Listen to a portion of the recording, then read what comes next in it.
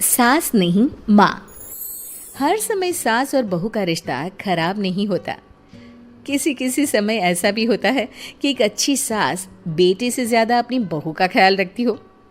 माँ, मैं घर छोड़कर जा रही हूँ। मैं इस घर में किसी भी हाल में नहीं रह सकती। ये फैसला राधा की बहू लीना का था। कारण उसका और उसके पति के बीच बिल्कुल ना बनना। अरे क्या हो गया बेटा? और ये गाल तेरे कैसे लाल है? फिर से उसने तुझे मारा क्या?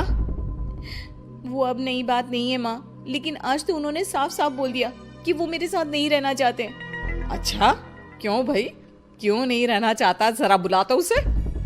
तभी वहां प्रशांत आता है। हाँ, क्या है माँ? क्या बात हो रही है? क्या बोल रही हो? मैंने कहा ना एक बार कि मैं इसके साथ नहीं रह सकता, बस।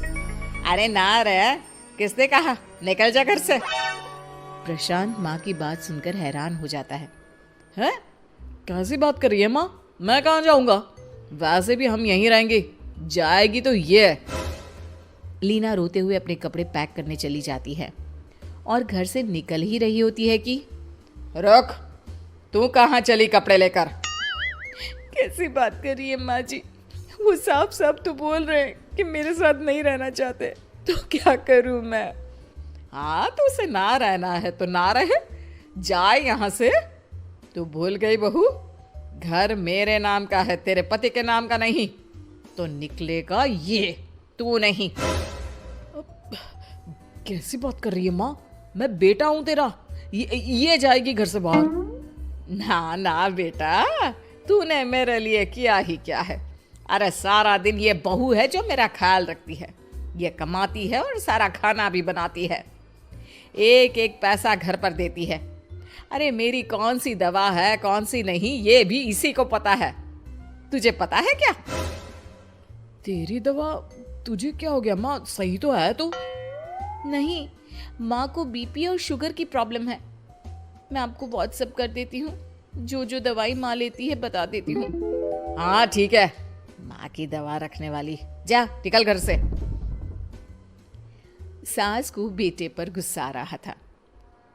अरे क्यों बोल रहा है बार बार चली जा चली जा? मैं इसे कहीं नहीं जाने दूंगी। यही तो मेरे लिए बुढ़ापे का सहारा है। बेटे को माँ पर गुस्सा आता है।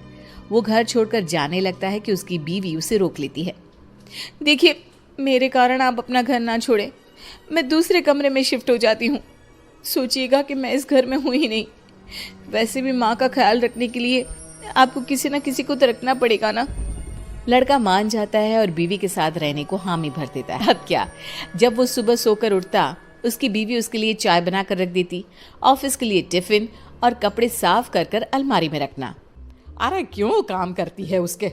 वो तो तुझसे बात भी नहीं करता। ना करे माँ जी, मैं ये मानती हूँ कि जो मेरा कर्तव्य है वो मुझे पूरा करना है, फिर चाहे जो हो जाए। माँ जी, आप उन्हें कभी मत बताना कि ये काम मैं करती हूँ। बहू अपने कर्तव्य अच्छे से पूरे करती और सास पति का ख्याल भी रखती। वो घर का काम और साथ ही दफ्तर का काम भी पूरा करती। लेकिन फिर एक दिन, तू पति के सामने आती क्यों नहीं? उसे तो तेरी परवाह है नहीं। उसका सारा काम पूरा हो जाता है और आराम से खाता पीता रहता है। फिर तू क्यों परेशान होती रहती है? बहू कुछ नहीं कहती, वहां से चली जाती है। माँ, तू ना ये रोज मेरे लिए चाय और खाना मत बनाया कर। वैसे भी तू थक जाती होगी। अब मैं दूसरी शादी कर रहा हूँ। अब तुझे ज्यादा परेशान होने की जरूरत नहीं है। माँ को बेटी की बात बिल्कुल अच्छी नहीं लगती। वो उसे शादी के लिए मना कर देती है। अरे तेरी बीवी जिंदा है, ना ही तेरा तलाक हुआ है। वो तेरे साथ रहती है, फिर तुझे क्या जरूरत है दूसरी शादी करने की? माँ, वो मुझे पसंद नहीं है। मैं उसके साथ नहीं रह सकता। उसे ना मेरी फिक्र है ना आपकी। मुझे उसके साथ नहीं रहना। बहू के कहने के कारण माँ बेटे से कुछ नहीं कह पाती। वो शांति रहती है, लेकिन फिर भी वो बेटे और बहू के बीच के झगड़े को समझने की कोशिश करती है। अच्छा बेटा, ठीक है, ना रहे उसके साथ। लेकिन ये तो बता कि बहू में कमी क्या है जो तू उसे छोड़ रहा है? देख माँ, इतने दिन से वो मेरे साथ नहीं है, लेकिन मुझे उसकी कोई कमी फील नहीं हो रही। दूसरी बात, मुझे उसकी शक्ल देखना भी पसंद नहीं है। देखा है कैसे रहती है वो? अब सास को माजरा समझ में आ जाता है कि जरूर बेटे को दूसरी लड़कियां पसंद आ रही होंगी, तभी वो ऐसा कर रहा है। बेटे के जाने के बाद वो बहू को बुलाती है।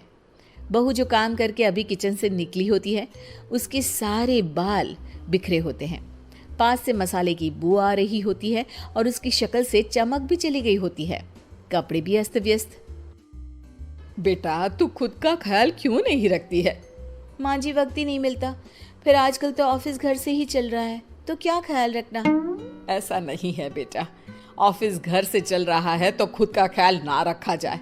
अरे देख, दूसरी लड़कियों को कितनी स्मार्ट होकर रहती है। पर माँ जी, अब क्या जरूरत है, घर चल रहा है ना ठीक से, और क्या चाहिए। वैसे तो देखा जाए तो कोई जरूरत नहीं, लेकिन खुद के लिए जरूरत है। अरे खुद को 1 घंटा देना जरूरी है, क्योंकि निरोगी शरीर के लिए खुद का ध्यान रखना कोई फैशन नहीं है, जरूरत है। बहू को समझ में नहीं आता कि सास क्यों उसे ये सब समझा रही है, लेकिन बहू के काम के बीच में उसे उसके लिए कैसे समय निकलवाना है ये समझाने के लिए सास उसे अपने साथ ले जाती है। बहू, आज से हम दोनों योगा करेंगे, जिम जाएंगे और हाँ, हेल्दी डाइट भी फॉलो करेंगे, साथ ही पार्लर भी चलेंगे। सास बहू दोनों मिलकर खुद को वक्त देना शुरू कर देती हैं और फिर कुछ ही महीनों में।